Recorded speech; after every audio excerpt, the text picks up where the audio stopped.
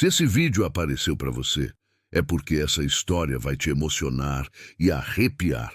Então já se inscreve no canal se você gosta desse tipo de história e comenta aí de qual cidade você está assistindo. A poeira grudava na pele que nem cola. Acordei antes do sol nascer, como sempre. A casa ainda estava escura, mas meu corpo já sabia o caminho até a cozinha sem precisar acender lampião. Passei a mão no fogão a lenha, senti a frieza do ferro e fiquei ali parada por um tempo que não sei medir. Não tinha pressa, não tinha motivo para ter. Fazia 3 anos que Antônio tinha morrido, 3 anos que a cama virou grande demais, que o silêncio virou companhia, que os dias viraram todos iguais. Trabalho na roça, água no poço, comida simples, sono pesado. Acordar, repetir. Não chorava mais, não reclamava. Só seguia, porque parar nunca foi opção que me ensinaram. Lá fora, o céu começava a clarear devagar, daquele jeito preguiçoso que o interior conhece bem. O vento soprava fraco, levantando a poeira vermelha que cobria tudo. O quintal, a cerca torta, as galinhas que ciscavam perto do galinheiro remendado. Tudo tinha a mesma cor de terra seca, de coisa que o tempo esqueceu de levar embora. Peguei o balde e fui até o poço. A corda estava gasta, mas ainda aguentava. Joguei o balde lá embaixo e esperei o barulho da água. Aquele som sempre me acalmava. Era a única coisa viva naquele lugar, além de mim e das galinhas. Puxei devagar, sentindo o peso nos braços cansados, e trouxe a água para cima. Fria, limpa, a única riqueza que aquela terra ainda me dava de graça. Lavei o rosto ali mesmo, deixando a água escorrer pelo pescoço, molhando a gola da camisa velha que já não tinha mais cor definida. Levantei os olhos para o horizonte. A fazenda se estendia até onde a vista alcançava, mas não era minha. Nunca foi. Eu só morava ali porque o dono tinha pena, ou preguiça de mandar embora. Tanto faz. O resultado era o mesmo. Eu ficava, mas não pertencia. A casa era pequena. 2 peças mal divididas, paredes de barro rachadas, telhado que chiava quando o vento batia forte. Antônio tinha consertado algumas coisas antes de morrer. O portão, a janela da frente, uma tábua do assoalho que estava solta. Depois que ele se foi, nada mais foi arrumado. Deixei tudo do jeito que ficou. Como se mexer nas coisas fosse apagar o pouco que restava dele. Não tínhamos filhos. Tentamos. Deus não quis. Ou quis e depois mudou de ideia, sei lá. Perdi 2 antes de nascer. O terceiro quase me levou junto. Depois disso, meu corpo decidiu que não ia mais tentar. E Antônio nunca reclamou. Dizia que eu bastava, que a gente bastava. Mas agora, ele não estava mais aqui para dizer nada. E eu descobri que bastar, quando se está sozinha, não significa muita coisa. Voltei para dentro e acendi o fogo. Coloquei a chaleira no fogão e esperei a água ferver para fazer o café. Café fraco, ralo, que mais parecia chá de cor escura, mas era quente. E quente, de manhã cedo, já ajudava a enganar o estômago por um tempo. Sentei na cadeira de madeira perto da janela e fiquei olhando lá para fora. O dia clareando devagar, as galinhas ciscando. O vento mexendo nas folhas secas do pé de aroeira que Antônio plantou quando a gente se mudou para cá. A vida acontecendo do mesmo jeito de sempre, indiferente a mim. Tem gente que fala que solidão machuca. Eu acho que não. Solidão acostuma. No começo dói, sim. Dói como ferida aberta, como falta de ar, como buraco no peito que não fecha. Mas depois de um tempo, o corpo aprende. Aprende a andar sozinho, a comer sozinho, a dormir sozinho sem acordar no meio da noite esticando a mão para o lado vazio da cama. Aprende que dor também cansa, e quando cansa, ela senta num canto e fica quieta. Não vai embora, só para de gritar. Terminei o café devagar. Lavei a caneca na bacia, guardei no armário. Calcei as botas velhas e saí para o quintal. Tinha que cuidar das galinhas, verificar a horta. O pouco que ainda resistia ao sol bruto. Consertar a cerca que o vento tinha derrubado de novo. Trabalho não faltava. Nunca faltou. A manhã foi passando. O sol subiu, ficou quente, queimou a nuca. Trabalhei sem parar, porque parar era pensar, e pensar era perigoso. Pensar me levava para lugares escuros, onde as perguntas não tinham resposta. Por que eu? Para que continuar? O que ainda resta? Meio-dia parei para comer. Arroz requentado, um ovo frito, farinha. Comida simples, sem gosto de festa, mas que enchia. Comi sozinha, na mesma cadeira de sempre, olhando pela mesma janela de sempre. Lá fora, o mundo continuava igual, indiferente. Foi quando ouvi um barulho diferente. Não era vento, não era galinha. Era algo se arrastando, algo pesado, algo vivo. Levantei devagar, o coração já batendo mais rápido, sem eu entender direito por quê. Cheguei até a porta e olhei para o quintal. Nada. Só o silêncio sufocante do meio-dia.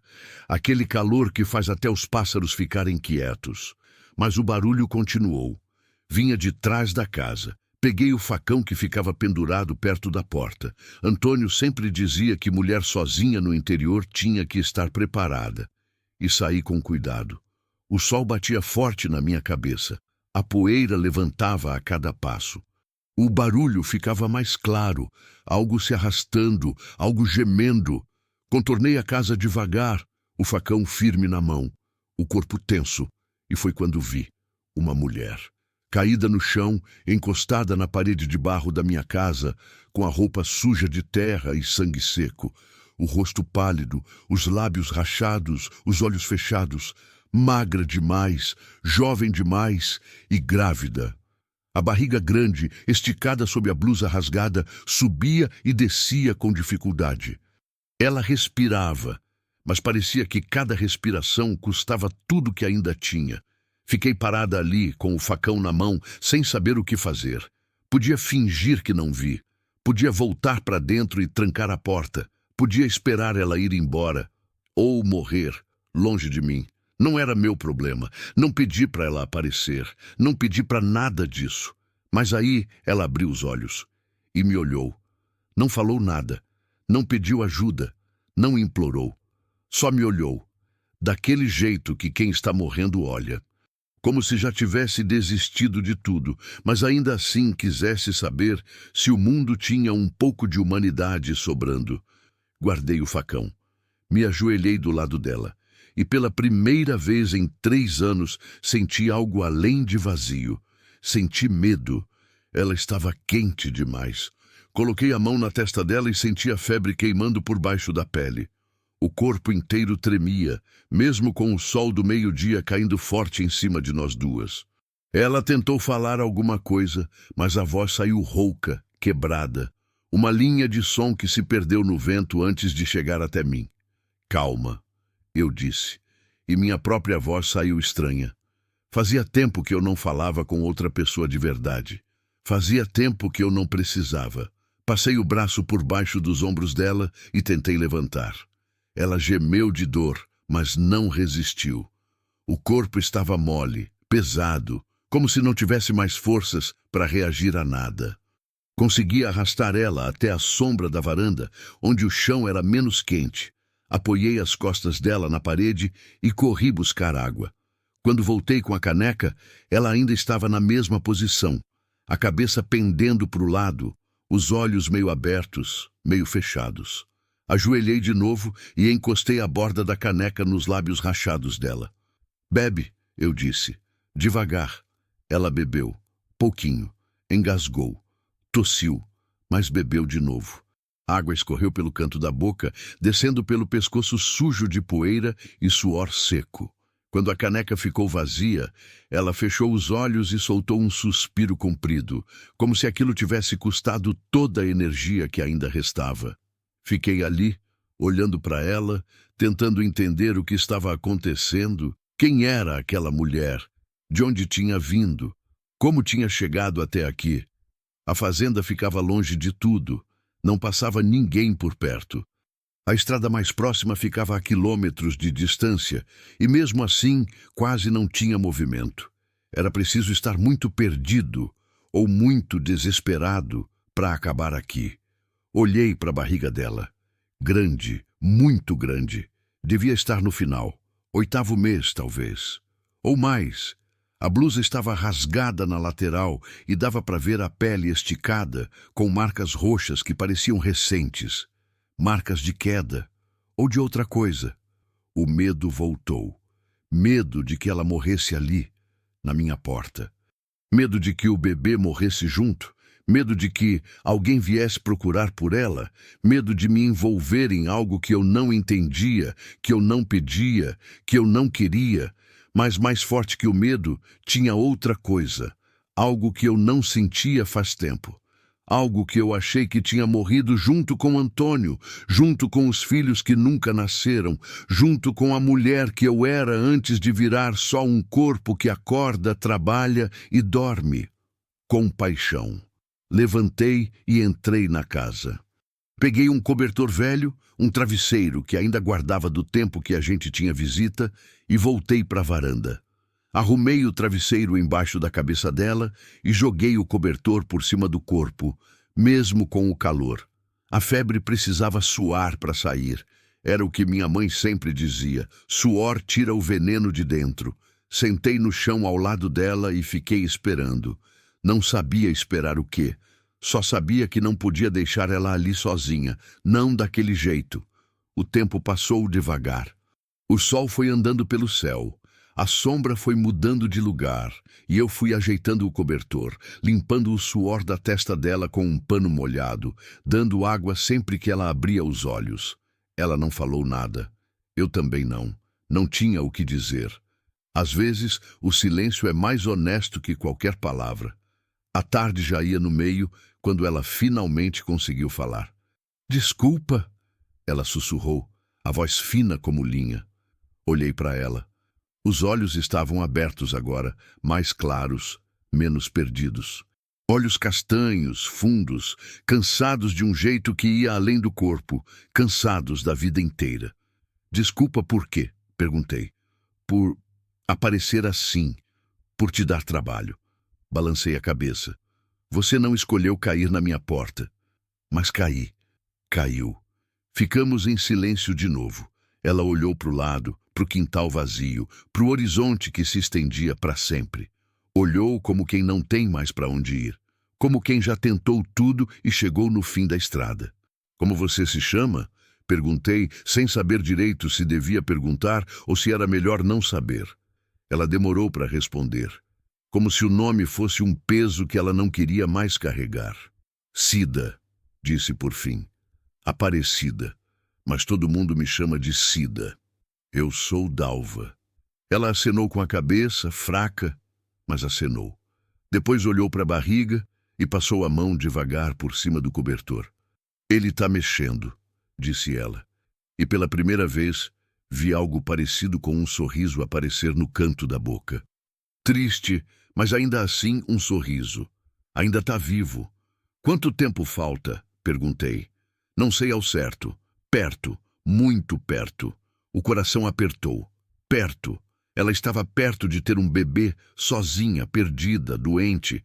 E agora eu era a única pessoa entre ela e a morte. "Você precisa de médico", eu disse. Ela riu.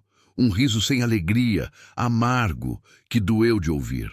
"Médico", repetiu ela, como se a palavra fosse piada. "Não tem médico para gente como eu." "O que aconteceu com você, Cida?" Ela me olhou de novo. Nos olhos dela tinha medo, mas também tinha vergonha. Vergonha de contar, vergonha de ter vivido o que viveu, vergonha de ainda estar viva para lembrar. "Fugi", disse ela, a voz baixa. "Fugi dele." "Dele quem?" "O pai da criança." Não perguntei mais nada, não precisava. Dava para saber pelo jeito que ela falou, pelo jeito que ela tremia, pelo jeito que ela olhava por cima do ombro mesmo deitada. "Fugi dele." As duas palavras mais pesadas que uma mulher pode dizer. "Ele sabe onde você está?", perguntei. "Não, pelo menos não ainda." "E se ele descobrir?" Ela fechou os olhos e apertou os lábios. Quando abriu de novo, os olhos estavam cheios d'água.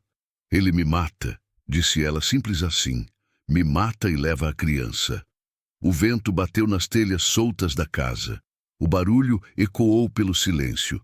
Rangido seco, repetido, constante. Como um aviso, como uma contagem regressiva. Você não pode ficar aqui, eu disse, mas a voz saiu sem força, porque eu sabia que era mentira. Ela não tinha para onde ir. Se tivesse, não estaria ali. Eu sei, ela disse, mas eu não aguento mais andar. Não consigo.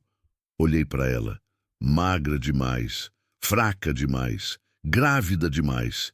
Se eu mandasse ela embora, ela ia morrer na estrada. Ou pior, ia ter o bebê sozinha, no meio do mato, sem ninguém, sem nada. E eu ia saber.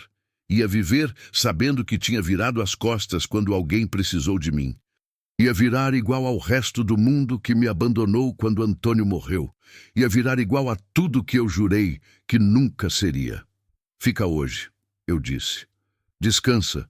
Come alguma coisa. Amanhã a gente vê o que faz. Ela me olhou com aqueles olhos fundos, cansados, desesperados, e disse a única coisa que importava. Obrigada. Ajudei ela a entrar na casa. Levei ela até o quarto, o único quarto que tinha, e deitei ela na cama. Minha cama. A cama que era grande demais faz 3 anos. Cobri ela com o lençol limpo, deixei água do lado e fechei a porta devagar. Voltei para a cozinha e sentei na cadeira perto da janela. O sol já estava descendo, a tarde ficando alaranjada, o céu imenso e vazio, e pela primeira vez em muito tempo a casa não estava em silêncio completo. Tinha alguém respirando do outro lado da porta, alguém vivo, alguém que precisava de mim. Olhei para as minhas mãos. Mãos calejadas, cheias de cicatrizes, mãos de quem trabalha na terra, de quem carrega peso, de quem vive sem descanso. Mãos que já seguraram um marido morrendo, mãos que já enterraram filhos que nunca respiraram. E agora, essas mesmas mãos iam ter que ajudar uma vida a nascer. O medo voltou, mas dessa vez ele não veio sozinho. Veio acompanhado de algo parecido com propósito. A noite caiu pesada. Acendi o lampião na cozinha e fiquei sentada na cadeira de sempre, olhando para a porta do quarto que agora estava fechada. Lá dentro, Cida dormia. Ou fingia que dormia. Não dava para saber, mas pelo menos estava quieta. O silêncio da casa tinha mudado. Não era mais aquele silêncio vazio, de coisa morta, de lugar abandonado. Era um silêncio cheio de presença, de respiração, de vida. E isso me assustava mais do que eu queria admitir. Levantei e fui até o fogão. Coloquei lenha, acendi o fogo e comecei a preparar alguma coisa para ela comer. Não tinha muito. Arroz, feijão que sobrou do almoço, uns pedaços de carne seca que eu guardava para fazer durar a semana inteira, mas era o que tinha, e era melhor que nada.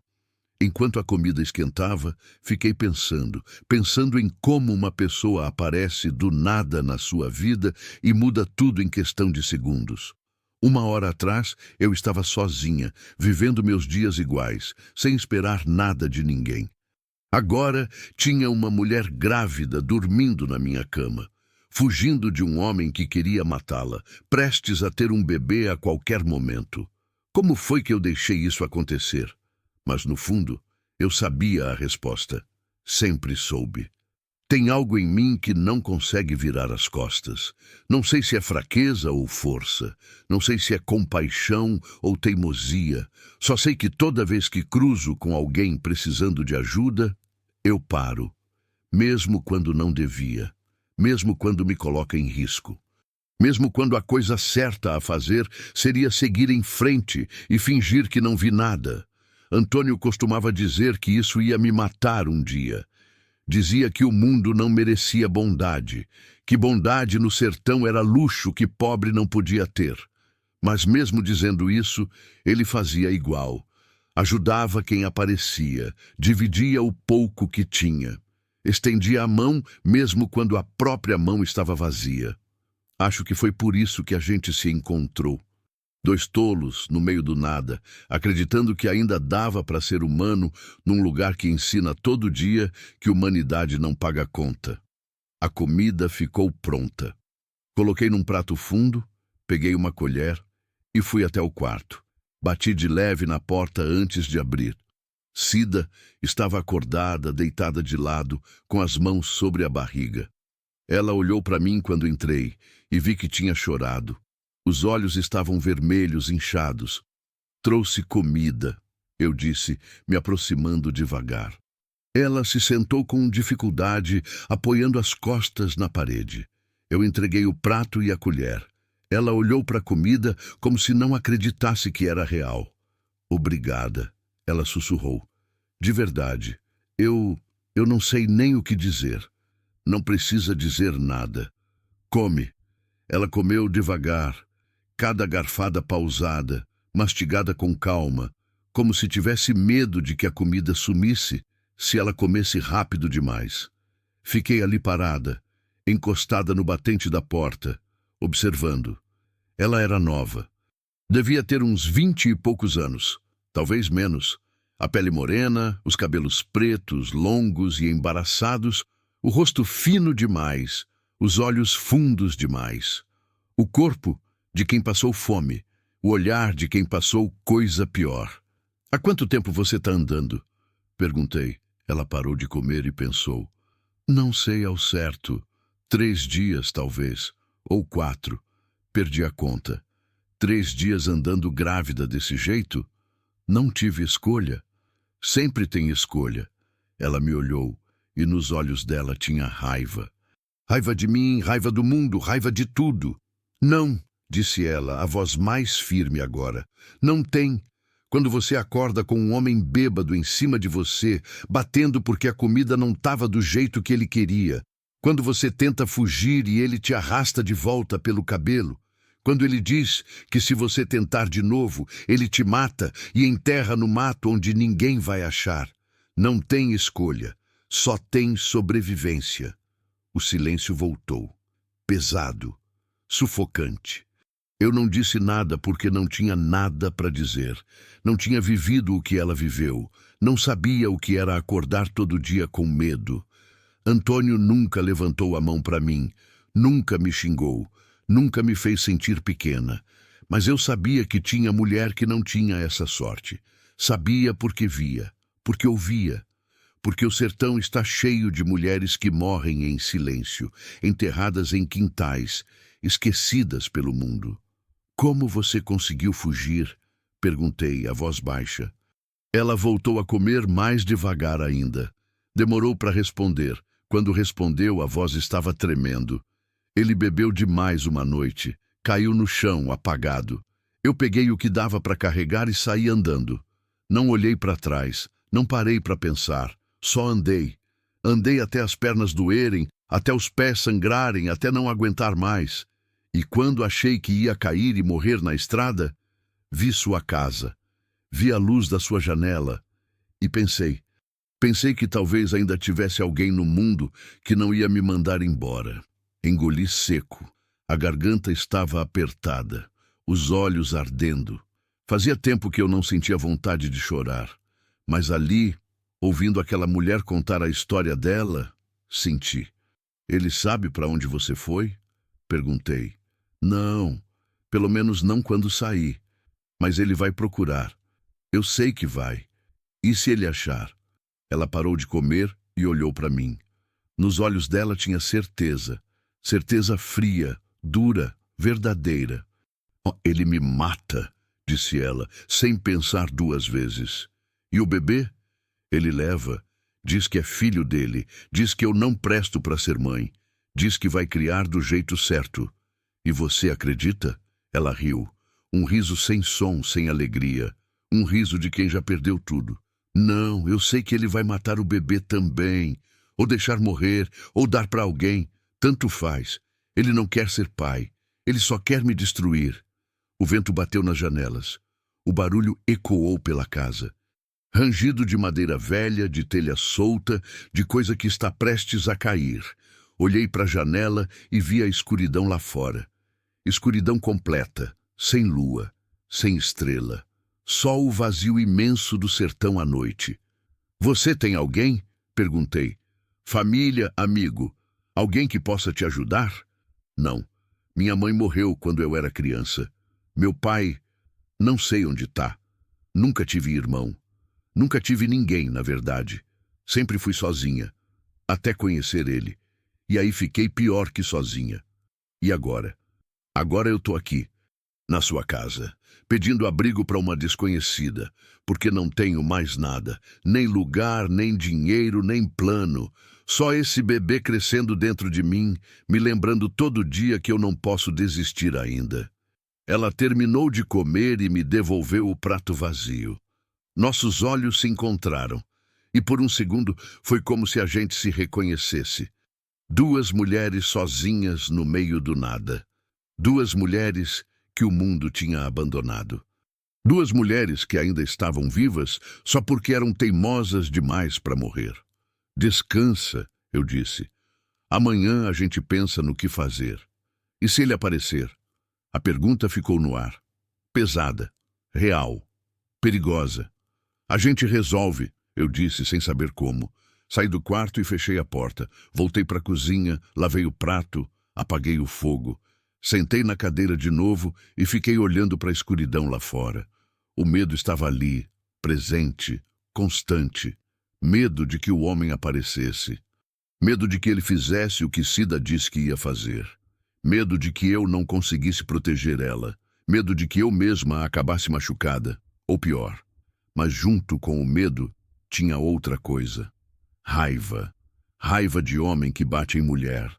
Raiva de homem que ameaça, que persegue, que destrói. Raiva de um mundo que deixa isso acontecer e finge que não vê.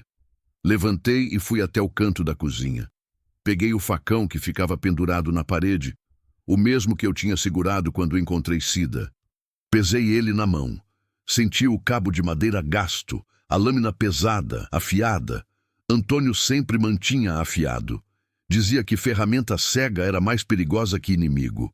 Coloquei o facão do lado da minha cadeira, bem perto, ao alcance da mão, e fiquei ali, acordada, esperando o amanhecer, ou esperando o pior. A noite foi longa. Dormi sentada na cadeira, com a cabeça encostada na parede, acordando a cada barulho. O vento batendo na porta, um bicho correndo no telhado. O rangido constante da casa velha. Cada som me fazia abrir os olhos e procurar o facão com a mão. Meu corpo estava tenso, alerta, preparado para algo que eu nem sabia direito o que era. Quando o sol começou a clarear, levantei dolorida. As costas reclamando, o pescoço duro, as pernas pesadas. Fui até a porta do quarto e escutei. Silêncio. Abri devagar e olhei para dentro. Cida ainda dormia, enrolada no cobertor, a barriga grande desenhando uma montanha sob o tecido. Respirava fundo, tranquila. Pelo menos naquele momento, ela estava em paz. Fechei a porta de novo e fui para fora. O ar da manhã estava fresco, limpo, o céu começando a ficar azul, claro, sem nuvem. Mais um dia de sol forte, de calor, de secura. Fui até o poço, puxei água, lavei o rosto. A água fria me acordou de vez, espantou o cansaço que pesava nos olhos. Olhei para o horizonte, vazio, sempre vazio. Só terra vermelha, mato seco e o silêncio infinito do interior. Nenhum sinal de movimento, nenhum sinal de perigo. Mas o medo continuava ali. Porque eu sabia que era questão de tempo, sempre é. Voltei para casa e comecei a preparar o café. Coloquei lenha no fogão, acendi o fogo, esquentei água. Estava colocando o pó na chaleira quando ouvi um gemido, vindo do quarto. Larguei tudo e corri.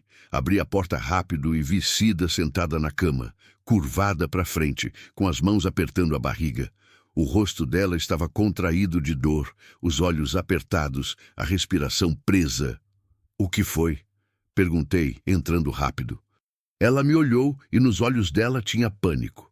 "Acho que começou", disse ela, a voz trêmula. "Acho que o bebê tá vindo." O mundo parou, o coração disparou. E eu entendi que tudo ia mudar. Agora. O pânico veio primeiro, rápido, gelado, paralisante. Fiquei parada no meio do quarto, olhando para Cida se contorcendo de dor na cama, e por um instante não consegui pensar em nada. A mente ficou em branco, o corpo travado, como se tudo que eu sabia, tudo que eu tinha vivido, tivesse sumido de repente. Cida gemeu de novo, mais alto dessa vez, e o som me trouxe de volta. Respira, eu disse, me aproximando rápido. Respira fundo, devagar. Sentei na beira da cama e segurei a mão dela. Ela apertou com força, com toda a força que ainda tinha. As unhas cravaram na minha pele, mas eu não soltei. Respirei fundo junto com ela, tentando passar calma que eu não tinha. A contração passou. Cida relaxou um pouco, soltando o ar devagar, o corpo amolecendo contra o travesseiro. O rosto dela estava pálido, suado, os olhos cheios de medo. Quanto tempo entre uma dor e outra? Perguntei, tentando lembrar do que minha mãe me contava sobre parto. Fazia tanto tempo. Eu era criança ainda quando ouvia essas histórias. Não sei, Cida disse, a voz fraca. Começou faz pouco, mas está forte. Muito forte. Você já teve filho antes? Não, é o primeiro. O medo aumentou. Primeiro filho, sem médico, sem parteira, sem ninguém que soubesse o que fazer de verdade. Só eu. Uma mulher que nunca conseguiu levar um filho até o fim. Uma mulher que só conhecia a morte, não a vida. A gente precisa de ajuda, eu disse. Tem que ir buscar alguém. Não dá tempo, Cida disse, e nos olhos dela tinha certeza. E não tem ninguém. Você sabe que não tem. Ela tinha razão. A vila mais próxima ficava longe demais. Horas de caminhada. E mesmo que eu fosse, o que ia encontrar? Uma parteira velha que talvez nem conseguisse mais vir? Um posto de saúde fechado? Gente que ia fazer mais perguntas do que ajudar? Não. A gente estava sozinha. Eu e ela. E o bebê que queria nascer. Levantei e fui até a cozinha. Precisava pensar. Precisava me organizar. Água. Precisava de água limpa. Muita água. Panos limpos. Tesoura, linha, alguma coisa para cortar o cordão. Peguei a bacia grande, enchi de água do poço, coloquei para ferver. Procurei no armário os lençóis mais limpos que tinha, os panos velhos que ainda podiam servir. Peguei a tesoura que usava para cortar pano, lavei com sabão, deixei de molho na água quente. Linha grossa, dessas de costura pesada. Peguei também. Minha mãe sempre dizia que parto era coisa de mulher, que a gente nascia sabendo o que fazer, porque o corpo ensina. Mas meu corpo nunca ensinou. Meu corpo só soube perder. Perder e sangrar e ficar vazio. Ouvi outro gemido vindo do quarto. Respirei fundo e voltei. Cida estava de lado na cama, agarrada no cobertor, o corpo tenso de novo. A contração tinha voltado, mais rápido dessa vez. Sentei do lado dela, segurei a mão de novo e esperei passar. Tá acelerando, eu disse quando ela relaxou. O bebê tá com pressa, ela riu, um riso molhado de lágrima e suor.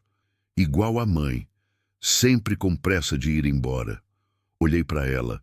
Pro rosto jovem demais, cansado demais, marcado demais.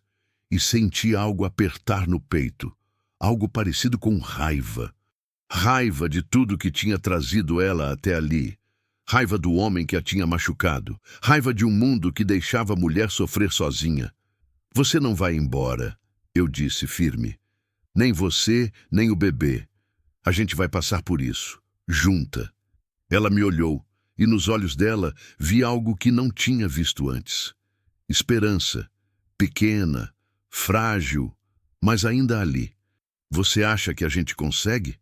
Não sei, eu disse, honesta, mas a gente vai tentar. As horas que seguiram foram as mais longas da minha vida. As contrações foram ficando mais fortes, mais próximas. Cida gritava, chorava, apertava minha mão com força que eu não sabia que ela tinha. Eu ficava ali, do lado dela, limpando o suor, dando água, dizendo palavras que nem eu mesma acreditava direito. Falta pouco, você está indo bem, aguenta mais um pouco, mas a verdade é que eu não sabia. Não sabia se faltava pouco ou muito. Não sabia se ela estava indo bem. Não sabia de nada. Só sabia que tinha uma vida tentando nascer e outra tentando não morrer, e eu era a única coisa entre as duas e o fim. O sol foi subindo lá fora. O calor ficou insuportável. Abri a janela do quarto, mas não tinha vento. Só o ar parado, pesado, sufocante. Molhei panos na água fria e coloquei na testa de Cida, no pescoço, nos pulsos. Ela tremia, mesmo com o calor. O corpo em choque, lutando. Eu não aguento mais, ela disse, entre uma contração e outra. A voz saiu quebrada, desesperada. Não consigo, não consigo. Consegue, eu disse, segurando o rosto dela, forçando ela a me olhar. Você andou 3 dias sozinha, grávida, sem comida, sem água, fugindo de quem queria te matar. Você já fez a parte mais difícil. Agora é só terminar. E se eu morrer? A pergunta veio do nada, direta, crua, e eu não soube o que responder. Porque era possível. Mulher morria de parto todo dia no interior. Eu sabia disso. Todo mundo sabia. Sangramento, infecção, complicação. Morte que vinha rápida, que levava mãe, filho ou os dois. Você não vai morrer, eu disse, mas a voz saiu sem convicção. E se eu morrer, você cuida dele? Do bebê? O peito apertou. As palavras travaram na garganta. Cida, por favor, ela disse, apertando minha mão. Promete. Promete que não deixa ele sozinho, que não deixa ele voltar pro pai. Promete. Olhei para ela, pro desespero nos olhos, pro medo. Pela súplica silenciosa de uma mãe que ainda nem tinha visto o filho, mas que já estava disposta a morrer por ele. Eu prometo, eu disse, e dessa vez a voz saiu firme. Ela relaxou um pouco, fechou os olhos, e então a contração mais forte de todas veio. Cida gritou, um grito que cortou o ar, que ecoou pela casa inteira, que fez meu corpo inteiro travar de susto. Ela se curvou para frente, as mãos agarrando os lençóis, o rosto contorcido de dor. Ele tá vindo, ela disse ofegante. Ele tá vindo agora. O coração disparou, as mãos começaram a tremer, mas não tinha tempo para medo, não tinha tempo para dúvida. Deita de costas, eu disse, ajudando ela a se posicionar. Dobra os joelhos. Isso, assim. Puxei o cobertor, afastei e vi. Vi a cabeça do bebê começando a aparecer. Pequena, escura, molhada, real. Quando vier a próxima dor, você empurra, eu disse. A voz saindo automática, como se alguém estivesse falando por mim. Empurra com tudo que você tem. A contração veio. Cida gritou e empurrou. Eu vi a cabeça avançar um pouco mais. Pouco, mas avançou. De novo, eu disse. Mais uma vez. Ela empurrou de novo. E de novo. E de novo. Cada vez gritando mais alto. Cada vez usando mais força. O suor escorria, misturado com lágrima, misturado com desespero. Mas ela não parava, não desistia. E então, num último empurrão, a cabeça saiu. Coloquei as mãos tremendo e segurei. A cabeça era pequena, quente, molhada. Segurei com cuidado, com medo de apertar demais, com medo de soltar. Minha mãe sempre dizia que depois da cabeça o resto vinha fácil.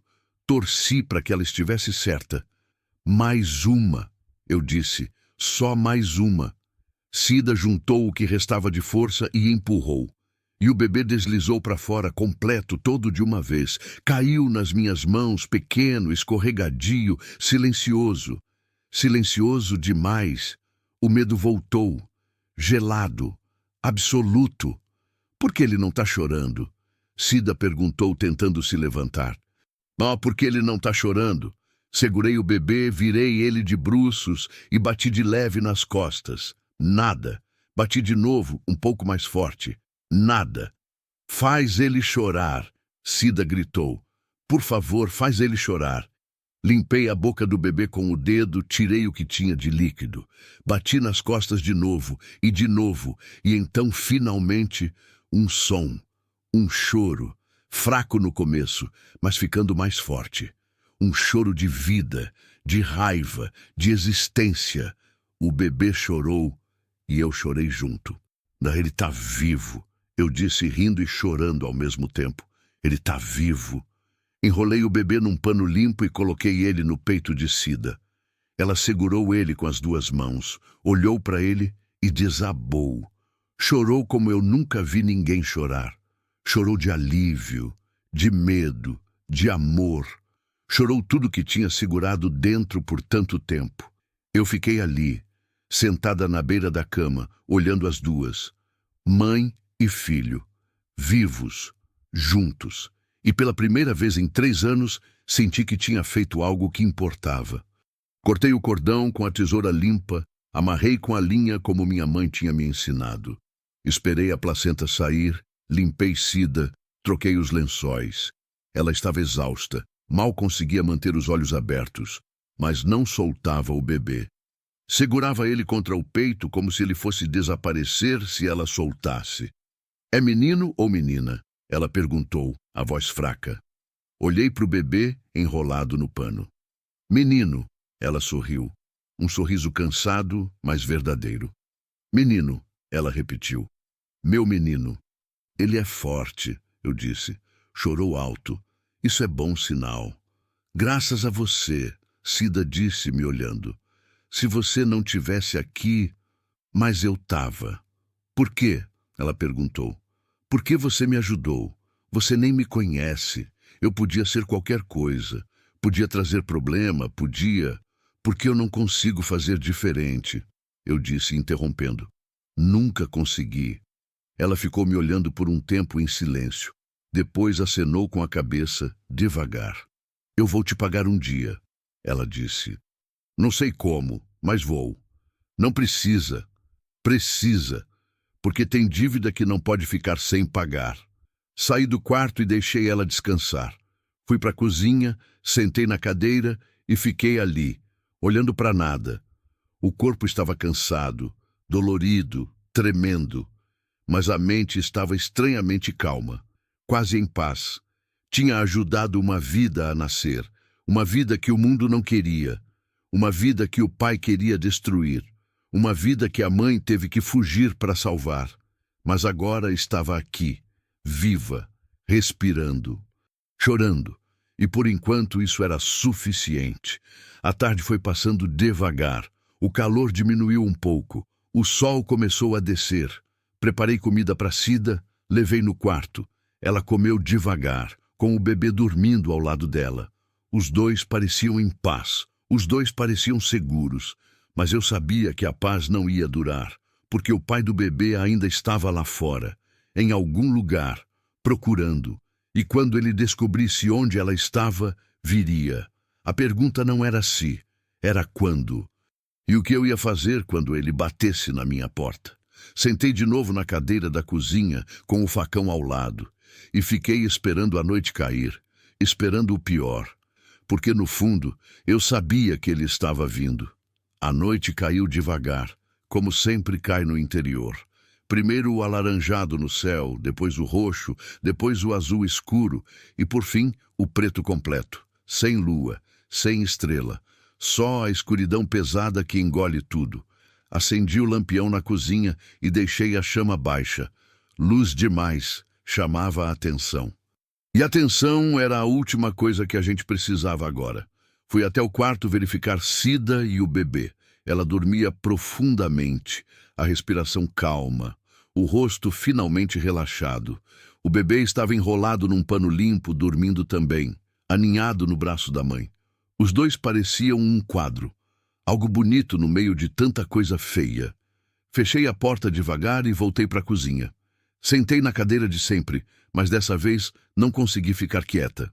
Levantei, andei até a janela, olhei para a escuridão lá fora. Nada.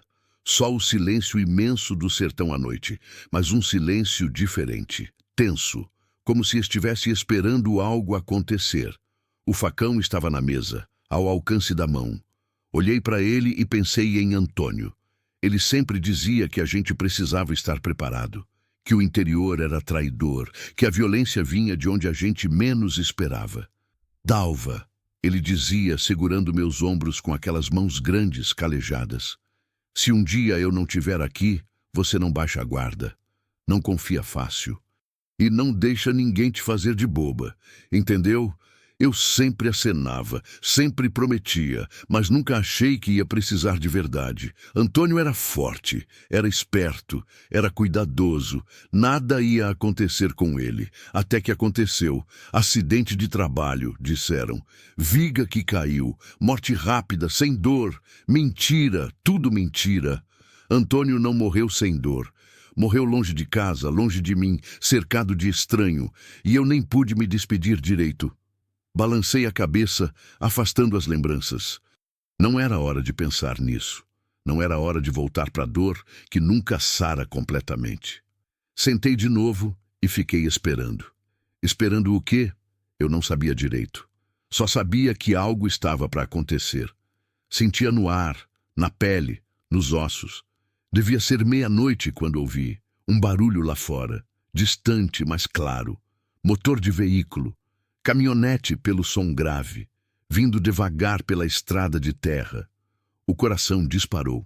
Levantei rápido, apaguei o lampião e fiquei no escuro. Fui até a janela e espiei pela fresta. No começo não vi nada, só a escuridão. Mas então vi os faróis. 2 pontos de luz amarela cortando a noite, vindo na direção da casa. Merda! Corri até o quarto, abri a porta devagar. Cida ainda dormia. Cheguei perto dela e coloquei a mão no ombro, apertando de leve. Cida! Sussurrei. Acorda. Ela se mexeu confusa e abriu os olhos devagar. O que foi? Tem alguém vindo? Ela acordou de vez. Sentou na cama rápido demais, gemendo de dor, mas não reclamou. Pegou o bebê no colo e me olhou com pânico nos olhos.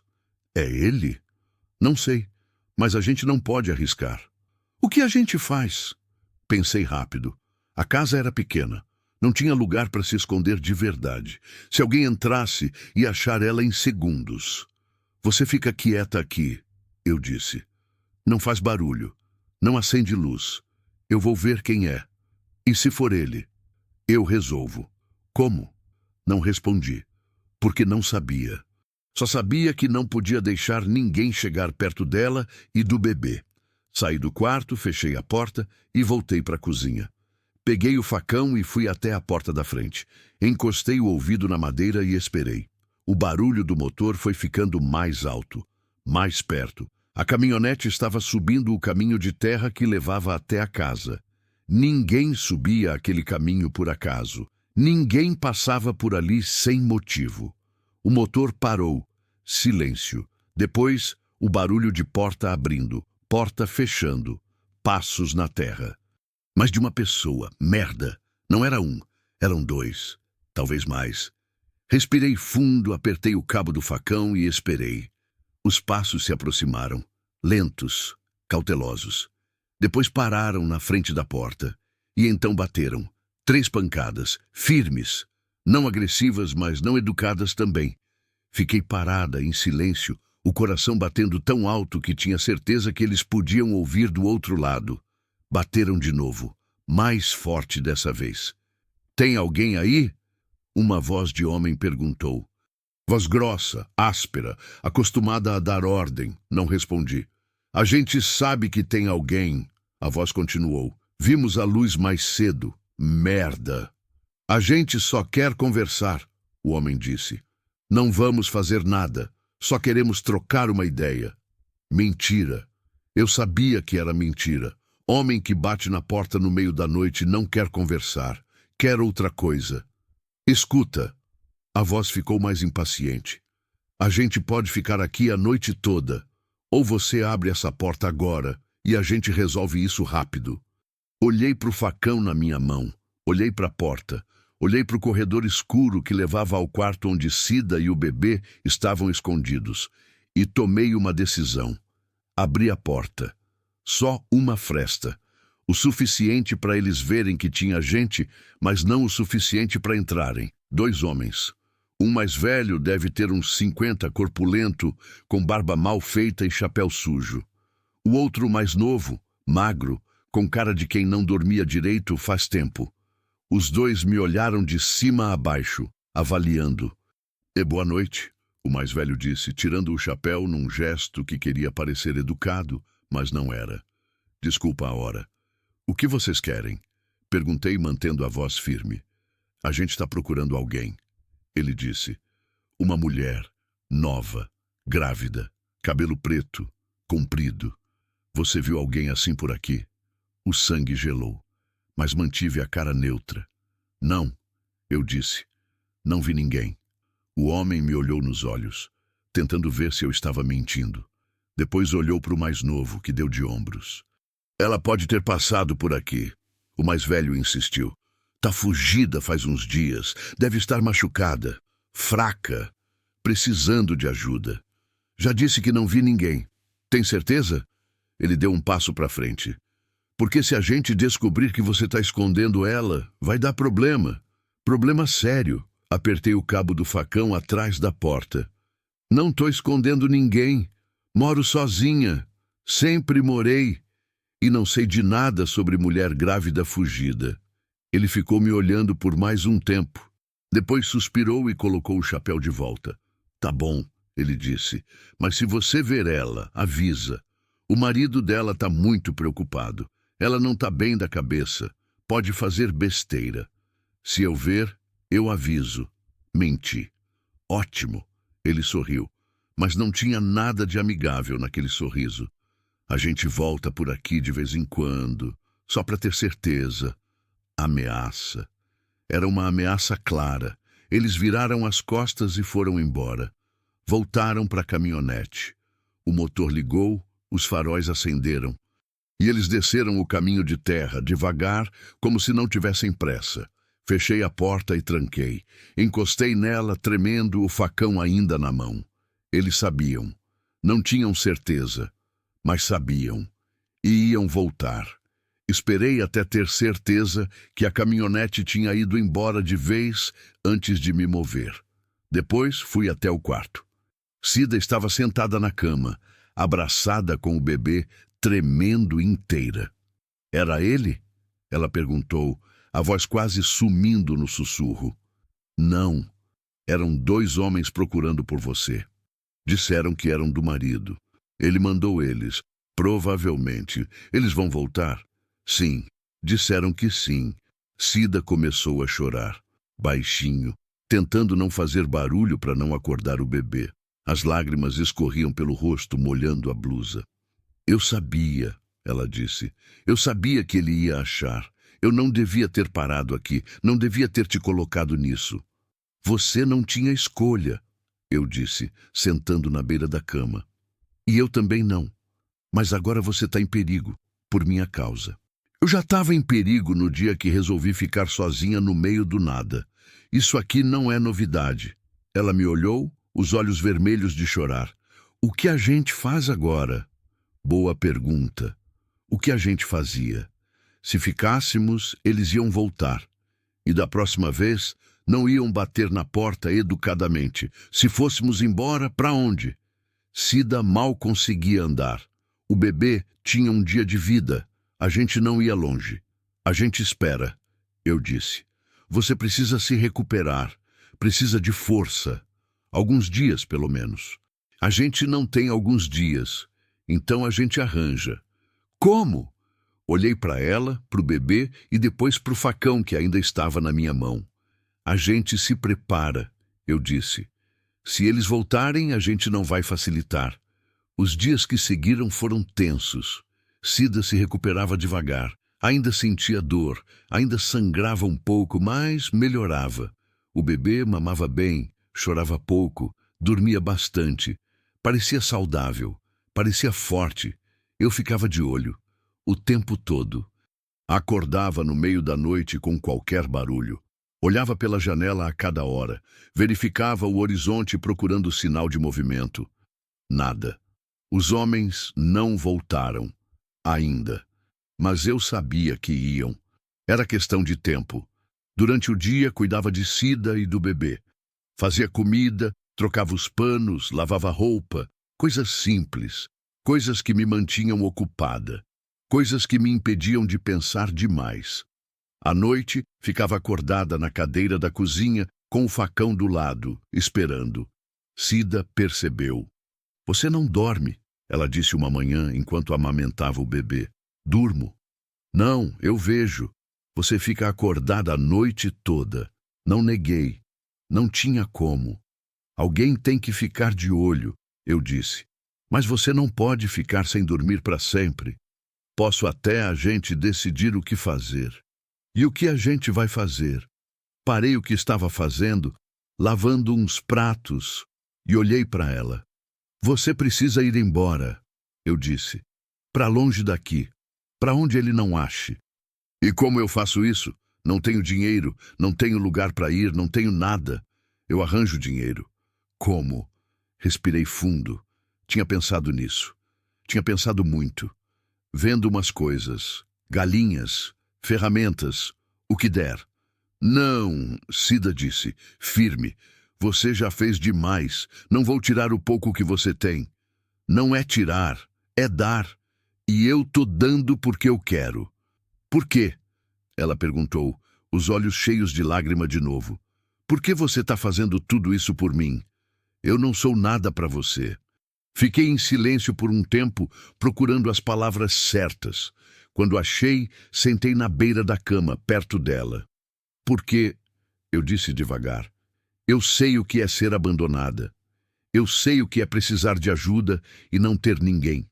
Eu sei o que é o mundo virar as costas. E eu jurei para mim mesma que se um dia alguém precisasse de mim, eu não ia fazer o mesmo. Não ia fingir que não vi. Não ia deixar para lá.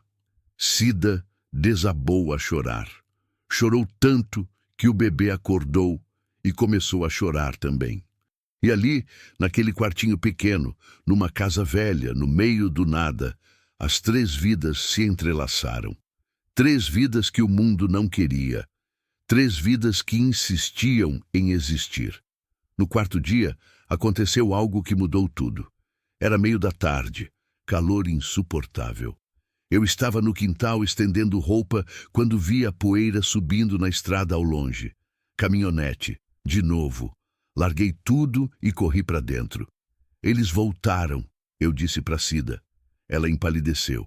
Pegou o bebê no colo e se levantou, ainda cambaleando um pouco.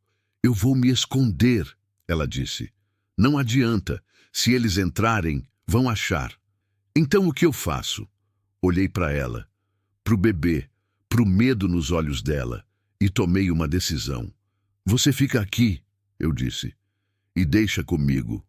Dalva, confia em mim. Saí do quarto, fechei a porta e fui para a cozinha. Peguei o facão, mas dessa vez não escondi atrás da porta. Segurei na mão, à vista. Se eles queriam guerra, iam ter guerra. A caminhonete parou na frente da casa. Ouvi as portas abrindo, passos, mais de 2 dessa vez. 3, talvez 4. Bateram na porta, forte, impaciente. Abre, uma voz gritou. Não era o homem de antes. Era outra voz, mais nova, mais agressiva. Não respondi. A gente sabe que ela tá aí. A voz continuou. Vizinho disse que viu uma mulher grávida por aqui. Então para de mentir e abre essa porra de porta. O sangue ferveu. Abri a porta, de uma vez, sem medo. 4 homens, todos jovens. Todos com cara de quem procurava confusão. E na frente, um que eu reconheci pela descrição que Cida tinha dado. Cabelo escuro, cicatriz na sobrancelha, olhos vazios. O marido. Ele me olhou e sorriu. Um sorriso cruel. Cadê ela? Ele perguntou. Apertei o facão. Não tem ninguém aqui. Mentira. Ele deu um passo para frente. Eu sei que a vadia está aqui, e eu vim buscar o que é meu. Nada aqui é seu, eu disse.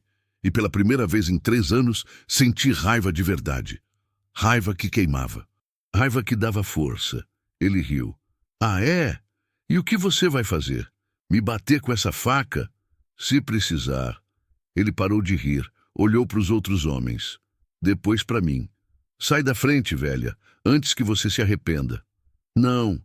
O silêncio que seguiu foi tenso, perigoso. E então ele avançou, e eu levantei o facão, e tudo mudou. Ele avançou, mas parou quando viu que eu não recuei. O facão estava levantado entre nós, a lâmina refletindo a luz do sol que entrava pela porta. Minha mão não tremia. Meu corpo não recuava. Olhei direto nos olhos dele e vi surpresa. Ele não esperava resistência, não de uma mulher sozinha, velha, no meio do nada. "Você tá louca?" Ele disse, mas a voz saiu sem tanta certeza agora. "Pode ser", eu respondi. "Mas você não vai entrar aqui." Os outros homens se entreolharam, sem saber o que fazer. Um deles, o mais novo, deu um passo para frente. "Chega, tio. Deixa eu resolver isso. Fica onde tá", eu disse, apontando o facão na direção dele. "Qualquer um que tentar entrar nessa casa, eu juro que não sai inteiro." O rapaz riu, mas o riso saiu nervoso. "A senhora acha mesmo que consegue parar a gente?" "Não sei", eu disse, honesta. "Mas o primeiro que tentar vai descobrir." O marido de Cida me olhou com ódio. Ódio puro, do tipo que eu só tinha visto em bicho acuado. Ele cerrou os punhos, o maxilar travado, o corpo tenso. "Essa vadia é minha mulher", ele disse, cuspindo as palavras. "E esse filho é meu.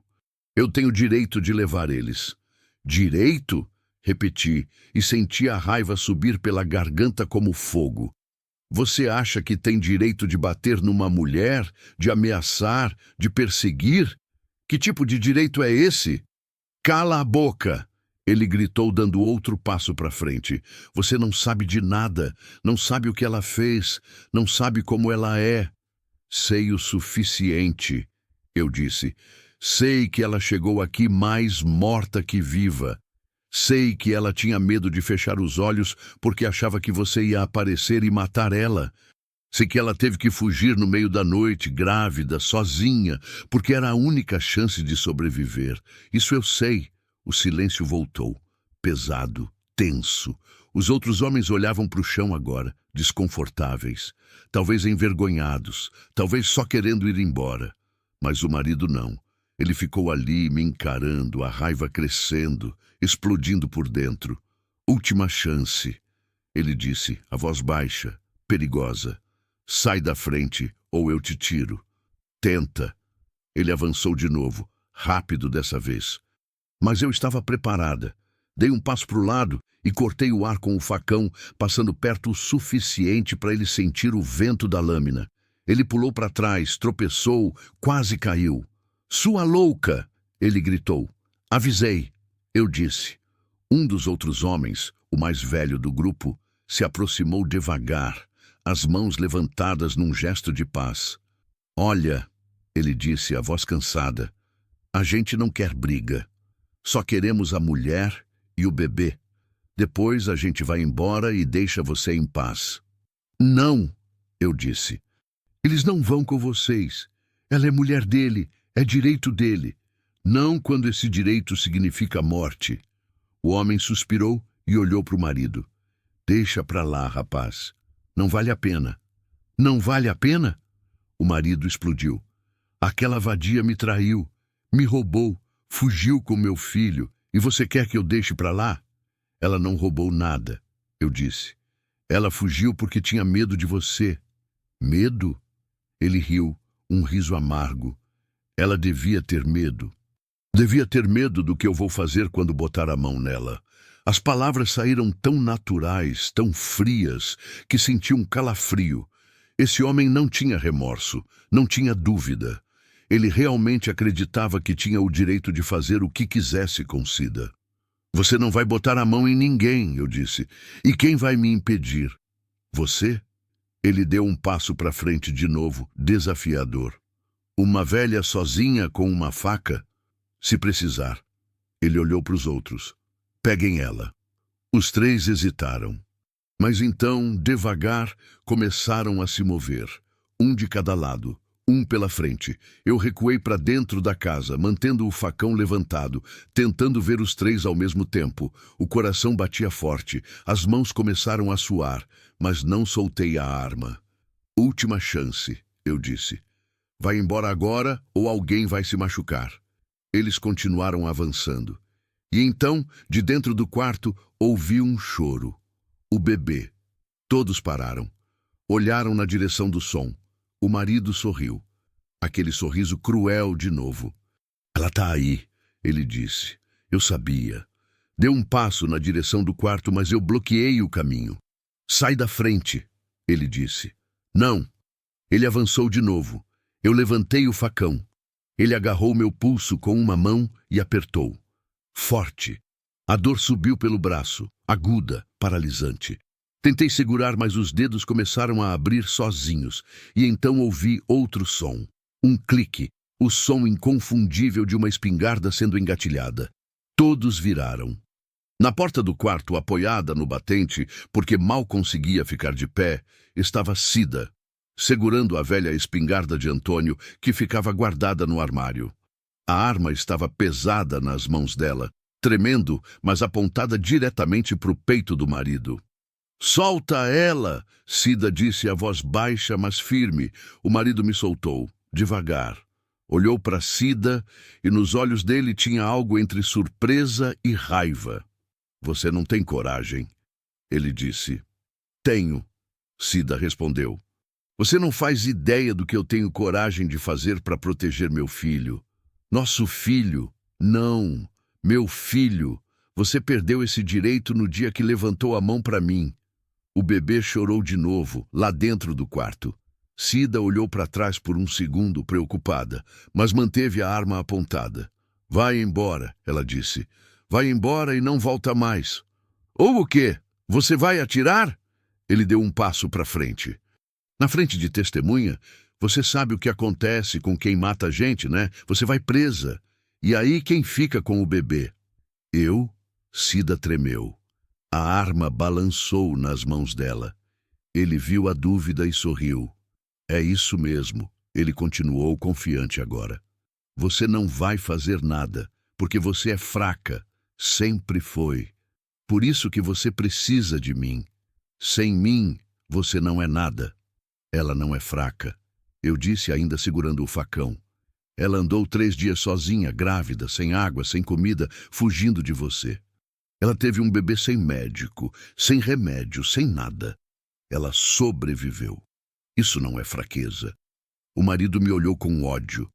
Você não devia ter se metido nisso, velha. Vai acabar se arrependendo. Eu me arrependo de muita coisa na vida, eu disse.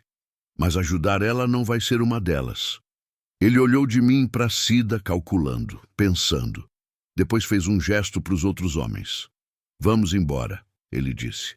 Os 3 pareceram aliviados. Começaram a recuar devagar, de olho na espingarda. O marido foi o último.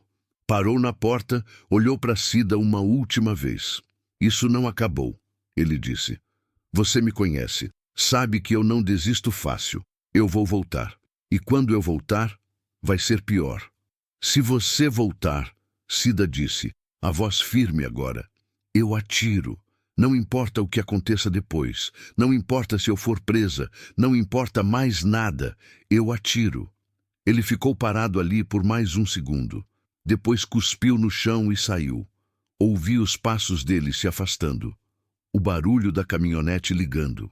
O motor acelerando, o som ficando distante. E só então Cida baixou a arma. As pernas dela cederam. Ela caiu no chão, tremendo inteira, soluçando. A espingarda caiu do lado dela com um baque surdo. Larguei o facão e corri. Ajoelhei do lado dela e a segurei. Acabou, eu disse. Acabou. Não, ela chorou. Não acabou. Você ouviu o que ele disse. Ele vai voltar. A gente não vai estar aqui quando ele voltar. Ela me olhou, os olhos vermelhos, desesperados. Para onde a gente vai? A gente não tem nada, não tem lugar, não tem... A gente dá um jeito, eu disse firme. Sempre dá. Naquela noite, depois que Cida e o bebê dormiram, sentei na cozinha e pensei. Pensei em tudo o que tinha acontecido. Em como tudo tinha mudado em tão pouco tempo. Fazia menos de uma semana que Cida tinha aparecido na minha porta. Uma semana. E agora eu estava no meio de uma guerra que não era minha. Mas era. tinha virado minha no momento que decidi ajudar. Olhei ao redor da casa, a casa onde morei com Antônio, a casa onde fui feliz, a casa onde aprendi a viver sozinha. Era pouco, mas era meu. Era seguro. Era o único lugar que ainda tinha no mundo. E agora ia ter que deixar, porque se a gente ficasse, o marido ia voltar. E da próxima vez, não ia vir sozinho, não ia vir só para conversar, ia vir preparado, ia vir com gente, ia vir para buscar o que queria, não importava o custo. E eu não podia deixar isso acontecer. Levantei e fui até o quarto. Abri o armário velho, onde guardava as poucas coisas de valor que ainda tinha. Um relógio de Antônio, uma corrente de ouro que era da minha mãe, umas notas guardadas para emergência. Peguei tudo e coloquei numa sacola. Depois fui para o quintal e olhei as galinhas. 10, talvez 12. Dava para vender, dava para conseguir algum dinheiro. As ferramentas também. Enxada, foice, martelo. Alguém ia querer comprar. Não era muito, mas ia ter que ser suficiente. Voltei para dentro e sentei de novo na cadeira. O cansaço pesava nos ombros, nas costas, nos olhos, mas não podia dormir ainda. Precisava planejar, precisava pensar. Para onde a gente ia? Como a gente ia chegar lá? O que a gente ia fazer depois? As perguntas se acumulavam sem resposta, mas uma coisa eu sabia. Não podia fazer sozinha. Precisava de ajuda. Precisava de alguém em quem confiar. E então lembrei. Teresa, minha prima distante. A gente não se falava faz anos, mas ela morava na cidade. Tinha uma casa pequena, trabalhava numa escola, vivia sozinha depois que o marido morreu. A gente tinha sido próximas quando novas. Muito próximas. Será que ela ajudaria? Não sabia, mas era a única chance que tinha. No dia seguinte, logo cedo, fui até a vila mais próxima. Levei 2 galinhas para vender e o relógio de Antônio. O coração apertou quando entreguei o relógio para o comerciante, mas não tinha escolha. Precisava do dinheiro. Precisava mais do que precisava de lembrança. Consegui um valor razoável. Não era muito, mas dava para pagar uma passagem de ônibus e ainda sobrava um pouco para comida. Usei o telefone público da praça e liguei para Teresa. Toquei 3 vezes antes de alguém atender. Alô? A voz era dela. Mais velha, mais cansada, mas era ela. Teresa? Sou eu. Dalva. Silêncio do outro lado. Depois. Dalva? Nossa, faz quanto tempo? Como você tá? Preciso de ajuda. A voz mudou. Ficou séria. O que aconteceu? Respirei fundo e contei. Contei tudo. Sobre Cida, sobre o bebê, sobre o marido, sobre a ameaça, sobre o medo, sobre não ter para onde ir. Quando terminei, outro silêncio. Vocês podem vir para cá, Teresa disse finalmente. Não é grande, mas tem espaço. Vocês ficam o tempo que precisar. O alívio foi tanto que quase desabei ali mesmo, no meio da praça. Tem certeza? Tenho. Família ajuda a família. E pelo jeito, vocês precisam muito. Obrigada, eu disse, a voz embargada. Você não sabe o quanto isso significa. Sei sim. Já passei por coisa parecida. Sei como é não ter para onde correr. Venham, a gente resolve o resto depois. Desliguei o telefone e fiquei ali parada por um tempo, deixando a informação assentar. Tinha um lugar, tinha um destino, tinha uma chance. Voltei para casa mais leve do que tinha saído. Entrei e encontrei Cida sentada na cozinha, amamentando o bebê. Ela me olhou ansiosa. Conseguiu? Consegui. A gente tem para onde ir. Ela fechou os olhos e soltou um suspiro longo. Graças a Deus. A gente sai amanhã de manhã, cedo, antes do sol nascer. Não podemos arriscar que ele volte e nos ache aqui. Eu vou estar pronta. Passei o resto do dia organizando. Separei as coisas que podíamos levar. Poucas. Roupas, comida, a espingarda. O resto ficava. A casa, os móveis, as galinhas, a vida inteira que eu tinha construído ali. Ficava tudo, mas pelo menos a gente ia sair viva. A noite caiu pesada de novo, Mas dessa vez era diferente. Não era só medo, era também esperança. Esperança de recomeço, de segurança, de futuro. Deitei na cadeira, mas não consegui dormir. Ficava olhando pela janela, esperando ver faróis na estrada. Mas nada veio. A noite passou quieta, silenciosa. Quando o céu começou a clarear, acordei Cida. É hora, eu disse. Ela se levantou, pegou o bebê no colo e juntou a trouxinha pequena que tinha preparado. Olhou ao redor do quarto uma última vez. Obrigada, ela disse. Por tudo. Não precisa agradecer. A gente está junto agora. Saímos da casa devagar, em silêncio. Eu tranquei a porta, guardei a chave no bolso e olhei para casa uma última vez. A casa onde fui feliz. A casa onde fui triste. A casa onde aprendi a sobreviver. E agora estava deixando tudo para trás. Mas não estava sozinha. Tinha Cida. Tinha o bebê, tinha propósito, e às vezes isso é tudo que a gente precisa para seguir em frente. Começamos a andar, devagar. Cida ainda fraca, o bebê quieto no braço dela. Eu carregava as sacolas, a espingarda, o peso do mundo nas costas. O sol começou a nascer, pintando o céu de laranja e rosa. Lindo, quase irreal. E pela primeira vez em muito tempo, senti que estava fazendo a coisa certa. Não importava o que viesse depois, a gente ia enfrentar, juntas. Andamos em silêncio pela estrada de terra.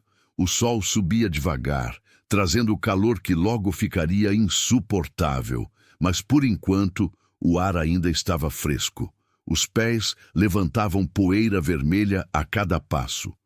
O bebê dormia no braço de Cida, embalado pelo movimento. Ela andava devagar, cada passo parecendo custar mais que o anterior. Mas não reclamava, não parava. Eu ia na frente, carregando as sacolas e a espingarda. De vez em quando olhava para trás, verificando se não tinha ninguém vindo. A estrada estava vazia, só nós duas, o bebê e o silêncio imenso do sertão. Levaria umas 3 horas para chegar na vila de ônibus. Caminhando, talvez o dobro, ou mais. Dependia de quanto Cida aguentava. Você precisa parar? Perguntei depois de 1 hora andando. Ela balançou a cabeça, teimosa. Aguento mais um pouco.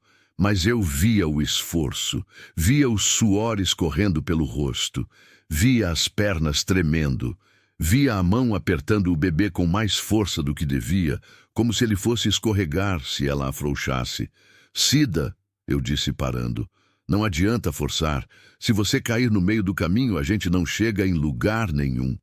Ela parou também, ofegante, e olhou para mim. Os olhos estavam cansados, mas também gratos.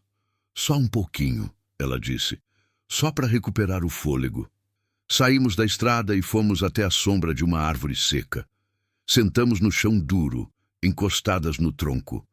Cida ajeitou o bebê no colo, verificou se estava tudo bem com ele. Ele continuava dormindo, alheio a tudo. Como você vai chamar ele? Perguntei. Cida olhou para o filho e pela primeira vez viu um sorriso verdadeiro no rosto dela. Antônio, ela disse baixinho. O nome me atravessou como faca. Por quê? Por você, pelo seu marido. Você falou dele algumas vezes. Falou de como ele era bom, de como cuidava de você. Eu quero que meu filho tenha um nome de homem bom, não de homem ruim. A garganta apertou. Os olhos arderam. Desviei o olhar para não deixar ela ver. Antônio é um bom nome, eu disse quando consegui falar de novo. Você acha que ele se importaria? Seu marido? Não. Acho que ele ia gostar.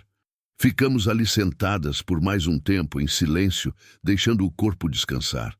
O sol continuava subindo, o calor chegando. Precisávamos voltar a andar logo. Quando levantei, ofereci a mão para Cida. Ela aceitou e se levantou devagar, gemendo baixo de dor. Ajeitei as sacolas nos ombros, peguei a espingarda e voltamos para a estrada. Mais 1 hora andando. O calor agora era forte, queimando a pele. A boca estava seca. A água que trouxemos estava acabando. Cida começou a mancar.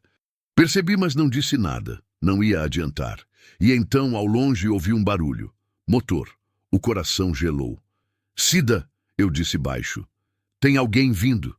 Ela parou, olhou para trás e empalideceu. É ele? Não sei, mas não podemos arriscar. Olhei ao redor. A estrada era plana, sem lugar para se esconder. Só terra seca e mato baixo dos dois lados.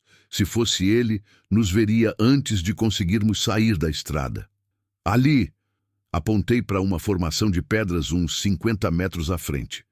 A gente se esconde atrás, rápido, corremos. Ou melhor, eu corri. Cida tentou, mas o corpo não ajudava. Segurei o braço dela, praticamente a arrastando, enquanto o barulho do motor ficava mais alto, mais perto. Chegamos nas pedras e nos jogamos atrás delas. Cida segurou o bebê contra o peito, abafando qualquer som. Eu segurei a espingarda, o coração batendo tão forte que parecia que ia sair pela boca. O veículo passou. Esperei ver a caminhonete. Esperei ver ele. Mas era um caminhão velho. Um caminhoneiro qualquer, levando carga para algum lugar. Nem olhou para o lado, só passou direto levantando poeira.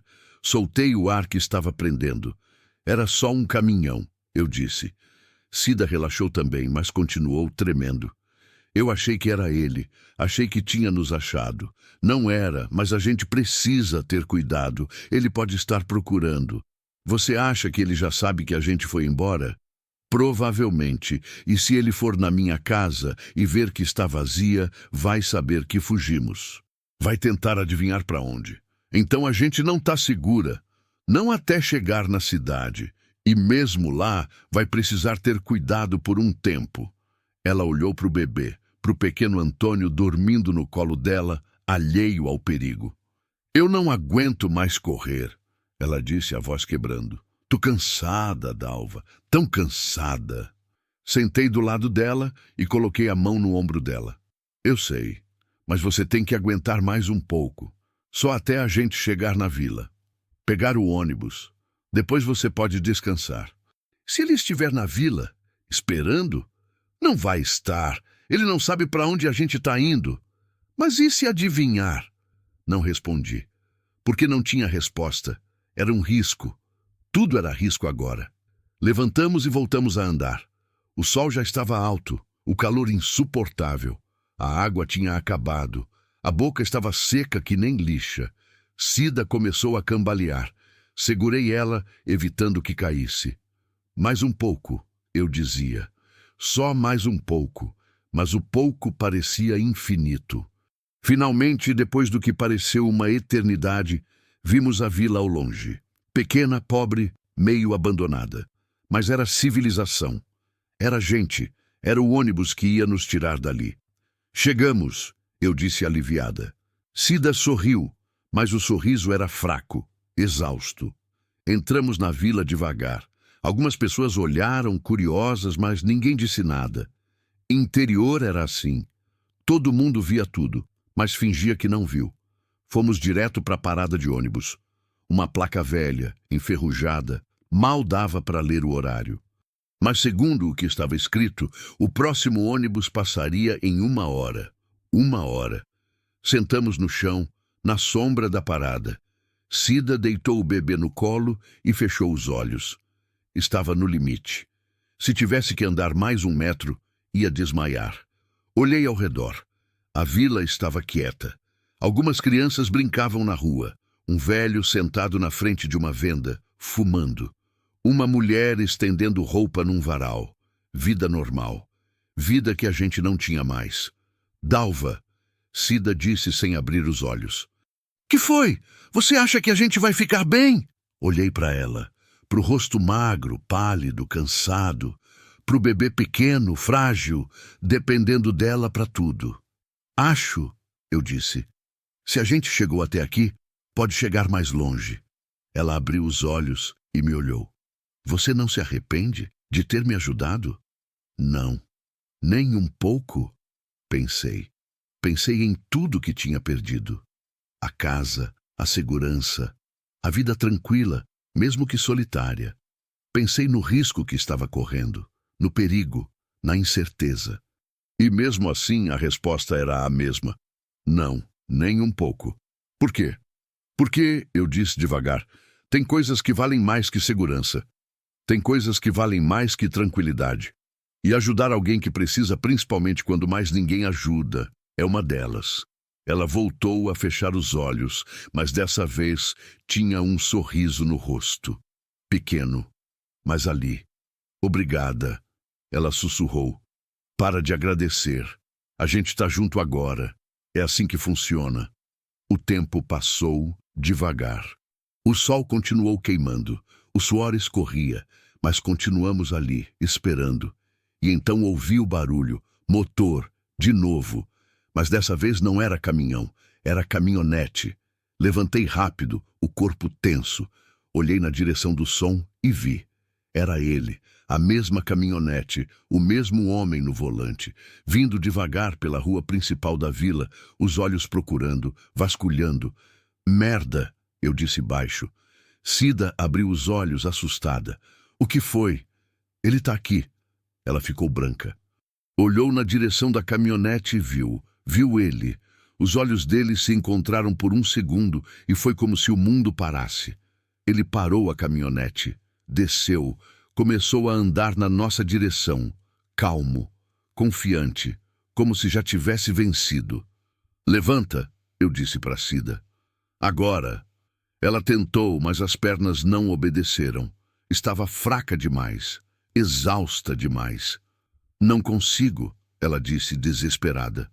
Ele chegou perto. Parou a uns 5 metros, as mãos nos bolsos, o sorriso cruel no rosto. Achei que vocês tinham ido para longe, ele disse, mas não, estão aqui, bem pertinho. Vai embora, eu disse, me colocando entre ele e Cida. Não, vim buscar o que é meu. E dessa vez, não tem velha com faca para me impedir. Tem eu, uma voz disse atrás dele. Todos viraram. Era o velho que estava sentado na frente da venda. Tinha se levantado e estava ali, parado, com uma espingarda nas mãos. Velha, enferrujada, mas funcionava. Isso não é da sua conta, o marido disse. Sim, o velho respondeu. Vi quando vocês chegaram. Vi o jeito que ela estava andando, vi o medo na cara dela. E agora tô vendo você, e não gostei do que vi. Eu sou o marido dela. Tenho direito de... Direito nenhum, o velho interrompeu. Direito de bater, de ameaçar, isso não é direito, é covardia. Outras pessoas começaram a aparecer. A mulher que estava estendendo roupa. Um homem que saiu de dentro da venda. 2 crianças que pararam de brincar para ver o que estava acontecendo. O marido olhou ao redor e percebeu que estava cercado. Não por armas, mas por gente. Gente que tinha decidido que o que ele estava fazendo era errado. Vocês não sabem de nada, ele disse, mas a voz saiu sem força agora. Sabemos o suficiente, a mulher disse. E você não é bem-vindo aqui. Ele ficou ali parado por mais um tempo, olhando de um para outro. Depois olhou para Cida, para o bebê, para mim.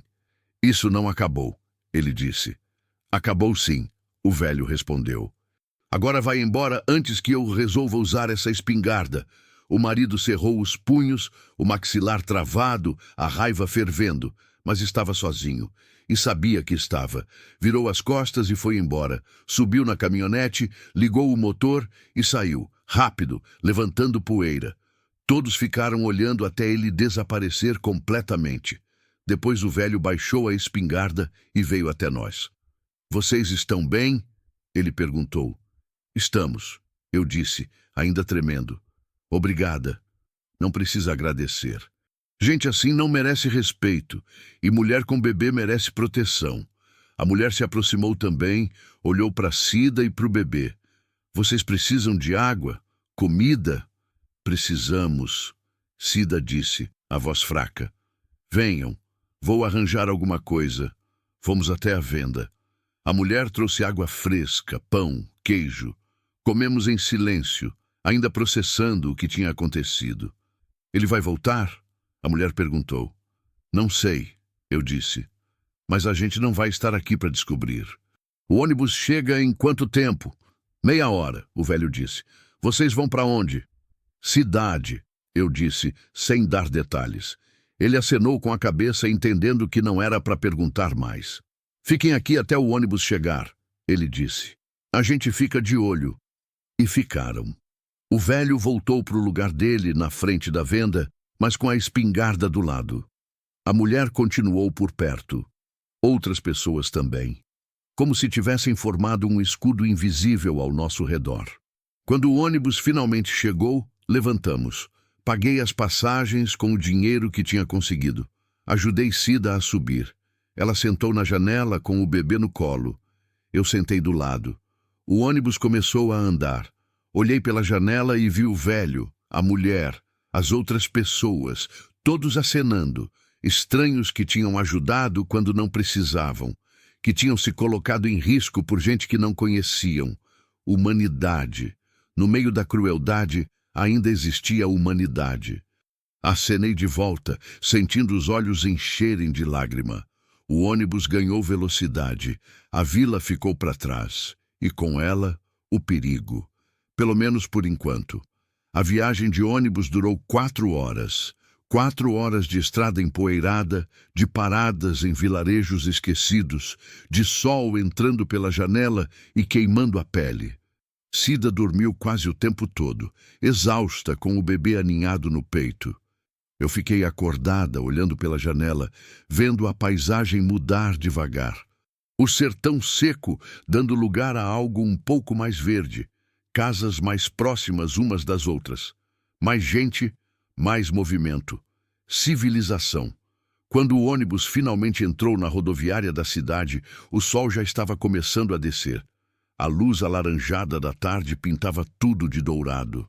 Desci primeiro, ajudei Cida a descer depois. Ela cambaleou um pouco, as pernas ainda fracas, mas conseguiu ficar de pé. Chegamos, eu disse. Ela olhou ao redor, para os prédios, para os carros, para a gente andando apressada. Tudo tão diferente do interior, tão grande, tão barulhento. É aqui que sua prima mora? Ela perguntou. É, não é longe da rodoviária, dá para ir andando. Pegamos as sacolas e começamos a caminhar. As ruas eram asfaltadas, limpas, tinha comércio aberto, gente vendendo coisas na calçada, crianças voltando da escola, vida acontecendo, vida normal. Fazia tanto tempo que eu não via isso que quase tinha esquecido como era. Encontrei a rua que Teresa tinha me dado. Número 247. Uma casa simples, pintada de branco, com uma pequena varanda na frente e um portão verde, igual a todas as outras da rua.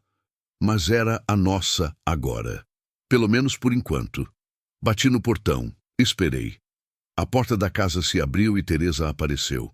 Mais velha do que eu lembrava. O cabelo grisalho, o rosto com rugas fundas, as costas um pouco curvadas. Mas o sorriso era o mesmo, largo, sincero, cheio de calor. Dalva, ela disse, vindo até o portão e abrindo. Que bom te ver. Me abraçou forte. Um abraço daqueles que apertam de verdade, que transmitem segurança. Fazia tanto tempo que ninguém me abraçava assim que quase desabei ali mesmo. Obrigada por deixar a gente ficar, eu disse quando ela me soltou. Imagina, família é para isso. Ela olhou para Cida, que estava parada um pouco atrás, tímida. E você deve ser a Cida. Sou. Obrigada por tudo. Entra, entra. Teresa fez sinal para entrarmos. Vocês devem estar cansadas. Morrendo de fome também, imagino. Entramos. A casa era pequena, mas arrumada. Sala simples com sofá velho, mas limpo. Cozinha ao lado, 2 quartos nos fundos. Cheiro de comida no ar, cheiro de lar. Preparei almoço, Teresa disse. Ou melhor, janta agora. Vocês comem e depois descansam. Amanhã a gente conversa sobre o resto. Sentamos à mesa. Teresa serviu arroz, feijão, frango, salada. Comida de verdade, comida quente, comida feita com carinho.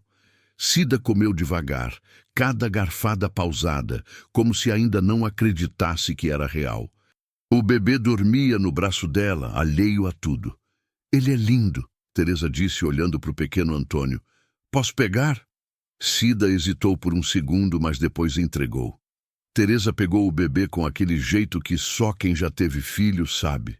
Com cuidado, mas com confiança. Embalou ele devagar, sorrindo. Faz tempo que não pego um bebê assim, ela disse. Esqueci como são leves. Ele é forte, Cida disse. Chorou alto quando nasceu. Isso é bom. Criança que chora alto tem saúde. Teresa devolveu o bebê e sentou de novo. Olhou para mim, depois para Cida e o rosto ficou sério. Vocês vão me contar tudo? O que realmente aconteceu? Olhei para Cida. Ela acenou com a cabeça. E então, contei. Contei tudo desde o começo. Desde o dia que encontrei Cida caída na minha porta até a fuga, a vila, o confronto. Teresa ouviu tudo em silêncio, sem interromper, o rosto ficando cada vez mais tenso. Quando terminei, ela ficou quieta por um tempo. Depois suspirou. Vocês passaram por muita coisa, ela disse. Muita coisa mesmo. E agora? Cida perguntou, a voz pequena. O que a gente faz agora? Teresa pensou. Agora vocês ficam aqui, descansam, se recuperam, e depois a gente vê o que fazer. Tem que arrumar documento para o bebê, tem que ver se consegue algum trabalho para você, Cida. Tem que pensar em segurança também. Se esse homem for teimoso e vier procurar, eu não quero trazer problema para você. Cida disse rápido. Já fizeram demais. Se ele vier, a gente resolve. Teresa interrompeu firme.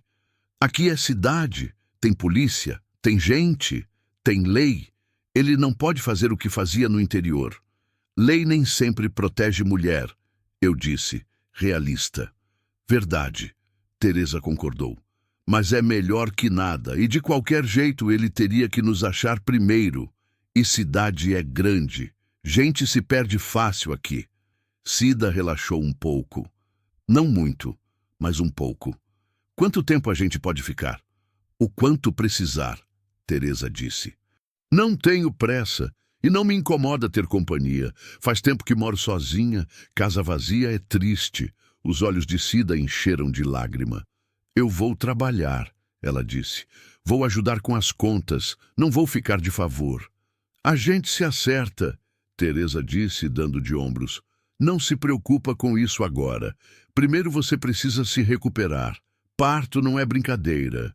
Precisa de tempo. Quanto tempo? Pelo menos 1 mês, 2 se puder. Eu não tenho 2 meses.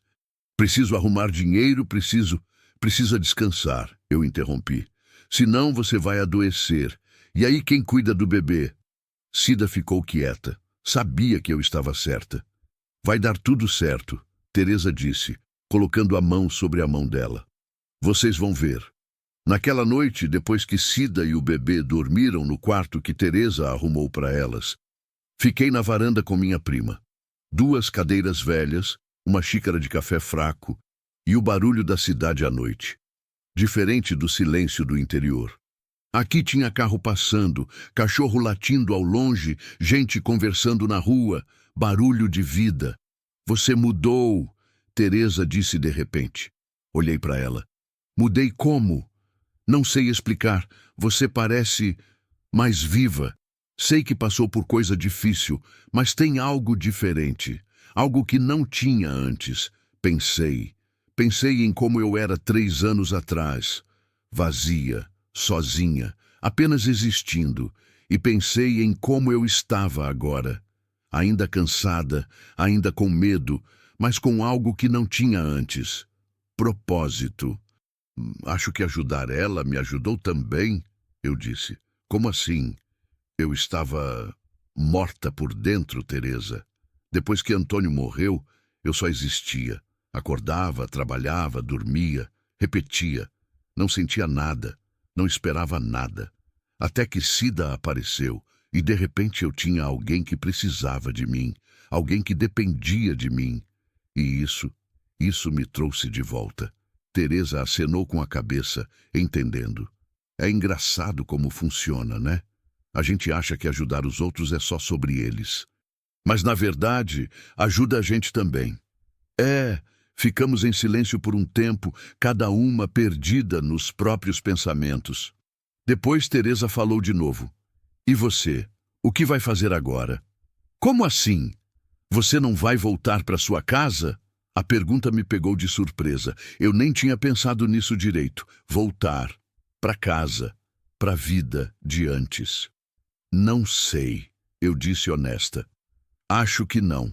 Não por enquanto. Pelo menos não até ter certeza que ele não vai aparecer de novo. E depois? Não sei, Teresa. Não sei de nada. Só sei que não posso deixar Cida sozinha ainda. Não depois de tudo. Você gosta dela. O quê? Da Cida. Você gosta dela. Como se fosse família. Pensei. E percebi que Teresa estava certa. Em tão pouco tempo, Cida tinha virado algo mais que uma estranha que eu ajudei. Tinha virado importante. Acho que sim, eu disse. É estranho, né? Eu nem a conheço direito. Mas sinto como se ela fosse filha. Teresa completou. A palavra me atravessou. Filha. Eu nunca tive filha, nunca tive filho, e agora de repente tinha algo parecido, não de sangue, mas de escolha. Talvez, eu disse baixinho. Não tem nada de errado nisso, Teresa disse. Família não é só sangue. Família é quem a gente escolhe cuidar.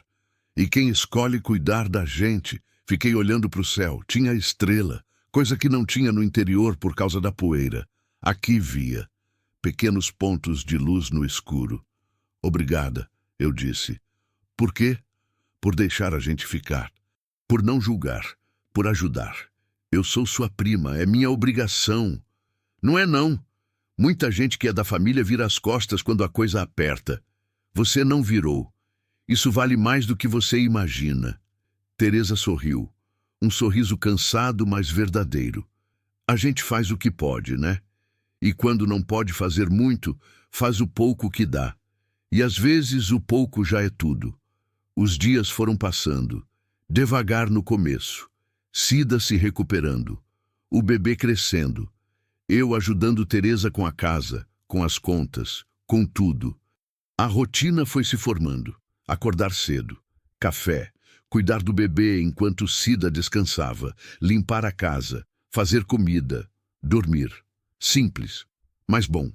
Cida melhorou rápido, mais rápido do que eu esperava.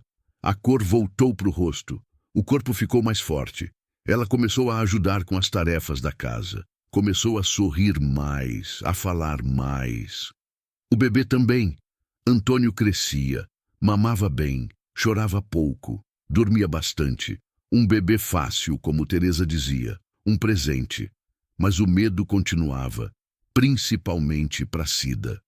Ela olhava pela janela constantemente, sobressaltava com barulho de motor, ficava tensa quando alguém batia no portão. Ele não vai achar a gente aqui, eu dizia sempre. A gente está segura. Você não conhece ele, Cida respondia. Ele não desiste. Nunca desiste. E eu via nos olhos dela que o medo era real. Não era paranoia, era experiência. Então um dia, 2 semanas depois de chegarmos, aconteceu. Teresa voltou da rua com uma notícia. Tem um homem perguntando por vocês, ela disse, o rosto sério. O sangue gelou. Como ele é? Cida perguntou, já tremendo. Alto, magro, cicatriz na sobrancelha. Cida ficou branca. É ele. Tem certeza? Tenho. É ele. Ele achou a gente. O pânico tomou conta. Cida pegou o bebê e começou a juntar as coisas, desesperada. A gente tem que ir embora. Agora. Antes que ele venha aqui. Calma, eu disse, segurando ela pelos ombros. Respira. Onde ele estava perguntando. Na rodoviária, Teresa disse. Mostrando foto para todo mundo, dizendo que era a mulher dele que fugiu com o filho. Alguém falou alguma coisa? Não sei. Mas se alguém falar, ele vai acabar chegando aqui. Olhei para Cida, para o pânico nos olhos dela, para o bebê no colo, para a vida inteira delas dependendo do que a gente decidisse agora. E tomei uma decisão. Teresa, eu disse, você conhece alguém que possa ajudar? Polícia, advogado, alguém? Conheço uma moça que trabalha na Defensoria Pública. Ajuda a mulher em situação de violência. Liga para ela, agora. Teresa correu para o telefone. Eu fiquei com Cida, segurando ela, impedindo que o pânico tomasse conta completamente. Escuta, eu disse firme. A gente não vai fugir de novo. Não vai viver correndo para sempre. A gente vai resolver isso. De uma vez. Como? Ele vai me matar. Vai levar meu filho. Não, não vai. Porque dessa vez a gente não tá sozinha. Tem gente do nosso lado agora. Teresa voltou. Ela vem pra cá, agora. Diz que a gente precisa fazer um boletim de ocorrência, pedir medida protetiva. Isso funciona? Cida perguntou ainda tremendo. Nem sempre, Teresa disse honesta, mas é melhor que nada. E pelo menos fica registrado. Se ele tentar alguma coisa, a polícia já sabe da história. 1 hora depois, a moça da defensoria chegou. Nome era Júlia. Nova, deve ter uns 30 anos, com cara de quem não tinha medo de briga. Sentou na sala com a gente e ouviu tudo. A história toda, desde o começo. Sem interromper, sem julgar. Quando Cida terminou de contar, Júlia respirou fundo. Isso que você passou tem nome, ela disse. Violência doméstica. E é crime. Ele não tem direito nenhum de te perseguir, de te ameaçar, de te machucar. Mas ele é o pai do bebê, Cida disse. Ele diz que tem direito. Ser pai não dá direito de ser violento. A gente vai fazer um boletim de ocorrência. Vou pedir medida protetiva. Se conseguir, ele não pode chegar perto de você. Se chegar, é preso. E se ele chegar mesmo assim? Júlia olhou nos olhos dela. Honesta. Então você liga para a polícia, na hora. E se precisar, a gente vai para a justiça tirar a guarda dele. Definitivo. Pela primeira vez, vi esperança nos olhos de Cida. Esperança verdadeira. Não baseada em fuga, mas em direito, em lei, em proteção real. Você acha que consegue? Ela perguntou. Vou tentar. Não posso prometer resultado, mas vou tentar com tudo que eu tenho. E tentou.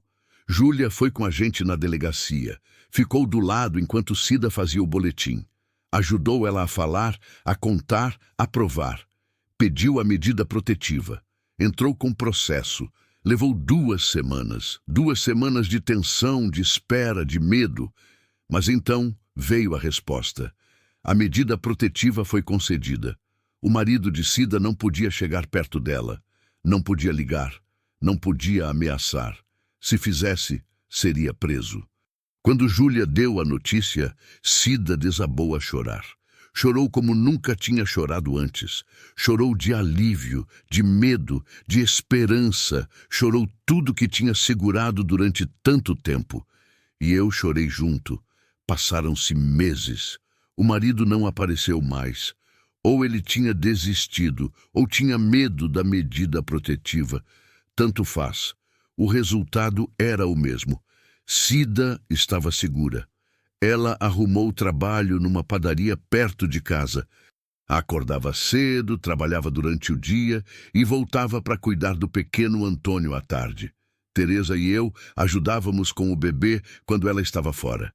Revezávamos, como família faz. Eu também arrumei trabalho. Faxina em algumas casas do bairro.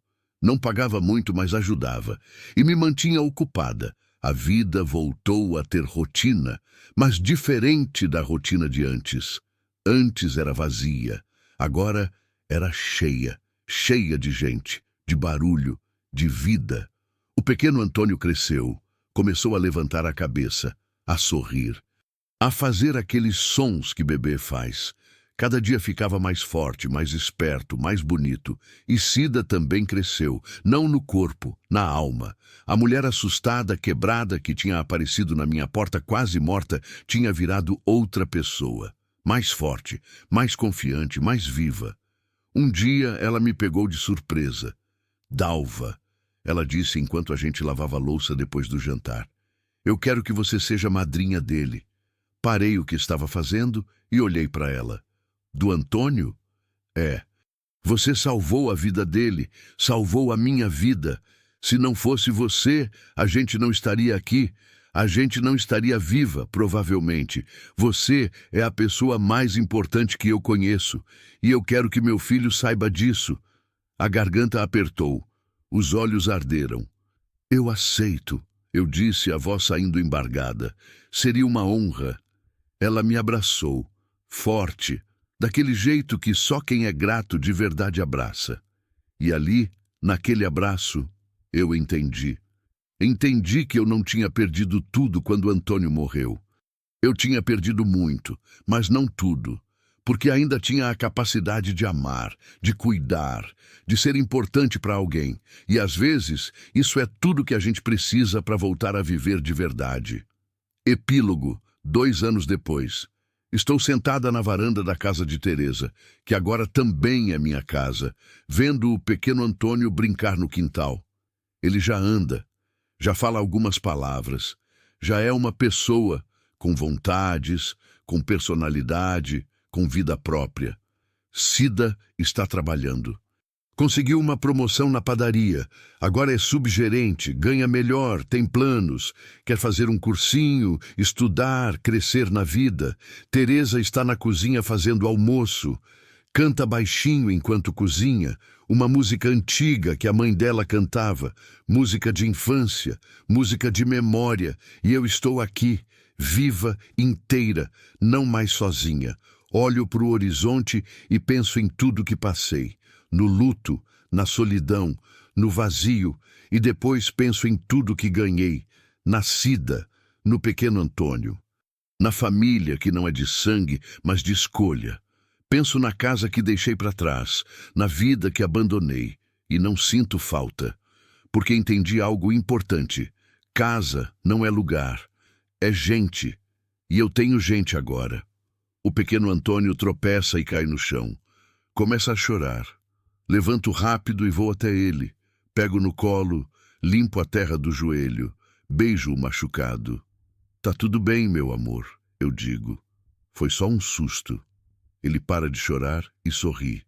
Aquele sorriso de criança que ainda não sabe que o mundo pode ser cruel, que ainda acredita que todo machucado sara com beijo, que ainda confia. E olhando para ele, eu faço uma promessa silenciosa. Vou proteger esse sorriso. Vou proteger essa inocência. Vou fazer tudo o que estiver ao meu alcance para que ele cresça seguro, amado, feliz. Porque foi isso que aprendi. Aprendi que o mundo pode ser duro, pode ser cruel, pode tirar tudo de você e te deixar vazia. Mas também aprendi que a gente sempre tem escolha. A escolha de virar as costas ou de parar, a escolha de fingir que não viu ou de estender a mão, a escolha de viver sozinha ou de construir família. E eu escolhi parar, escolhi ajudar, escolhi amar de novo. E essa escolha me salvou tanto quanto salvou Cida e o pequeno Antônio. Porque no fim, quando a gente ajuda alguém, a gente não só salva a vida da pessoa, a gente salva a própria também.